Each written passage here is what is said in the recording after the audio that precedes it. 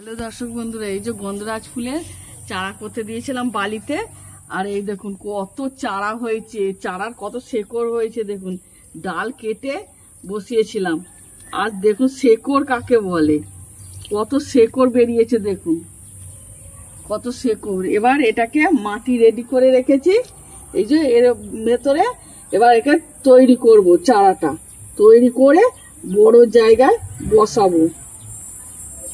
এই যে এখানে বড় জায়গা বসাবো, আগে এখানে তৈরি হয়ে যাক, বড় হোক তারপরে। আর এইটার কিন্তু এখনো পর্যন্ত চারা বেরোয়নি, এই ছোট্ট পাড়া একটুখানি শেকড় বেরিয়েছে। কত শেকড়, ওইটার অনেক শেকড় বেরিয়েছে, এইটার কিন্তু শেকড় বেরোয়নি। আর এটা জানি না এটা কি হয়েছে, না এটার বেরিয়েছে, এই দেখুন এইটার আবার দুটো শেকড় বেরিয়েছে, আর এইটা এই সামান্য একটুখানি দেখতে পাওয়া গেছে। আর এই গাছটাতে প্রচুর শেকড় বেরিয়েছে।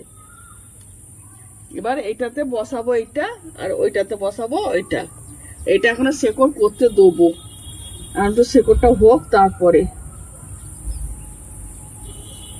একে বেশি নড়ানড়ি টানাটানি করলে হবে না, নড়ানড়ি টানাটানি করলে শেকড়টা খুলে যাবে। আর বালিতে খুব ভালো শেকড় বেরোচ্ছে মাটির চাইতে।